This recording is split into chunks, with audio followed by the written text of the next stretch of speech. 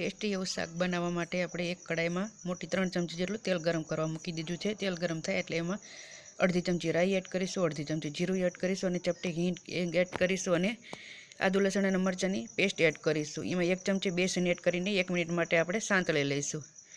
લોટ સંતળાઈ ગયા બાદ આપણે એમાં 2 કાપેલી ડુંગળી એડ કરી લઈશું અને લાલ કલરની થાય ત્યાં સુધી આપણે એને સાંતળી લઈશું।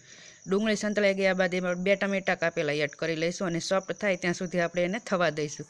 તો ટમેટા સરસ રીતે સોફ્ટ થઈ ગયા છે તો એમાં આપણે મસાલા એડ કરીશું। અડધી ચમચી હળદર, અડધી ચમચી લાલ મરચું પાવડર, અડધી ચમચી ધાણા જીરું પાવડર, સ્વાદ મુજબ મીઠું અને અડધી ચમચી જેટલો ગરમ મસાલા પાવડર એડ કરીને આપણે સાંતળી લઈશું। સંતળાઈ ગયા બાદ આપણે એમાં 1.5 ગ્લાસ જેટલું પાણી એડ કરીને પાણીને આપણે ઉકળવા દઈશું। હવે એમાં પાણી ઉકળી ગયા બાદ એમાં 100 ગ્રામ જેટલું તીખું ચવાણું એડ કરીને સરસ રીતે મિક્સ કરી લઈને અને 2 મિનિટ માટે આપણે ઢાંકીને થવા દઈશું। 2 મિનિટ બાદ આપણું સરસ મજાનું ટેસ્ટી એવું શાક બનીને તૈયાર છે। તો આ રીતે એકવાર જરૂરથી ટ્રાય કરજો।